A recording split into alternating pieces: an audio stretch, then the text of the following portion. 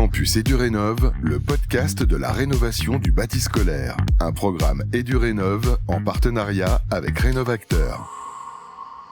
Le Campus EduRénov, deuxième édition depuis Montpellier. On est ravis d'accueillir Michael Gerbert. Bonjour Michael. Et bonjour. Vous êtes responsable du pôle collectivité à l'ALEC, l'agence locale de l'énergie et du climat pour Montpellier Métropole. Un petit mot justement sur le rôle d'accompagnement, le rôle concret de l'ALEC.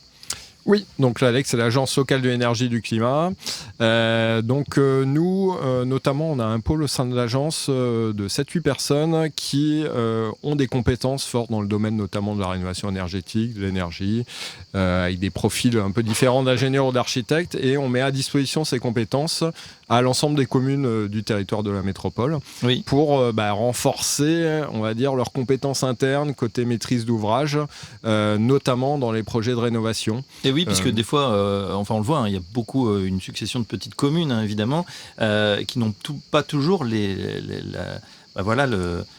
forces en présence pour pouvoir mener à bien ces grands projets. Tout à fait. Donc, souvent, elles ont la volonté et derrière, elles ne savent pas par où commencer. Nous, on arrive dès ce moment-là, par où on commence, et on essaye de les guider un peu, de définir avec eux quels sont leurs besoins, quels sont leurs objectifs, et de faire le lien avec tous les professionnels qui vont intervenir tout au long du projet.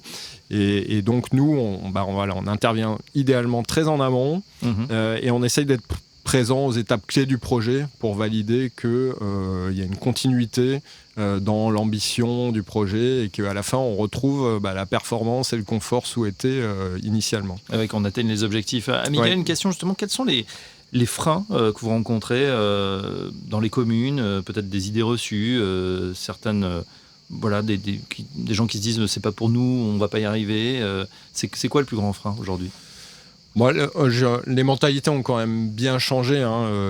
Historiquement, on avait une approche exclusivement énergétique et ça pouvait être un frein dans la qualité des projets parce qu'on avait une vision très, très réduite un peu de l'ensemble des problématiques. Maintenant, on se rend compte que, avec des règlements climatiques, il y a beaucoup de problématiques de confort et qu'on est très vite sur une grande ambition des projets de rénovation qui embarquent plein de problématiques. Ça peut être un frein aussi en termes de complexité et aussi en termes de coût de projet. Parce que des petites communes qui ont une école à rénover, ça fait vite des projets très, très... onéreux à financer et donc on se confond après un autre frein qui est comment on finance tout ça dans la jungle des financements, l'instabilité aussi le stop and go gouvernemental, le stop and go parfois et puis surtout l'incertitude qui pèse sur pas mal de sujets en ce moment. On a aussi vécu des périodes de coûts de matériaux qui explosent, de coûts d'énergie qui explosent. Tout ça crée un peu de confusion et ça rend pas les projets sereins parce qu'on est souvent sur des temporalités de 3, 4, 5 ans entre le début d'un projet et puis la livraison du bâtiment rénové. Il faut garder le cap effectivement malgré ces aléas. Alors est-ce que vous avez, Michael, un exemple d'école qui est particulièrement réussie, de groupe scolaire dans la région Occitanie ?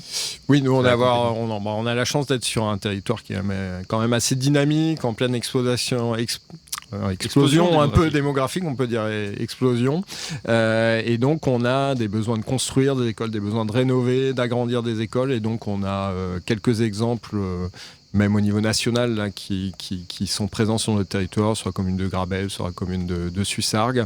Et c'est vrai que c'est des exemples qui ont mis le curseur relativement haut dans la qualité des projets. Et ce qui fait que nous, notre rôle, c'est aussi de s'en servir un peu de moteur pour montrer aux autres communes ce qu'on peut faire. Et on se rend compte que les communes, derrière, quand elles voient que certains y arrivent, elles ont envie de mettre aussi beaucoup d'ambition dans leur projet. Donc ça, c'est très utile pour nous. Ça crée un effet d'entraînement. Oui, tout à fait. Dernière question, Michael Gerbert, justement, comment on fait pour massifier ? On sait que c'est un enjeu. Alors, le programme EduRénov, c'est déjà 5000 projets en cours, mais il y en a encore des milliers d'autres. Comment on fait pour passer à l'échelle ? Là, j'ai pas forcément la recette miracle. Donc, effectivement, nous, on fait un bruit de fond autour de ce sujet. On essaye de donner le plus d'outils possible, de travailler l'argumentaire avec les élus. Donc, il y a des périodes cruciales. On va bientôt arriver dans une période qui va être très sensible parce qu'on a des nouveaux élus, des élections municipales qui vont avoir lieu prochainement. Et comme c'est des projets sur plusieurs années, souvent, c'est des projets d'un mandat.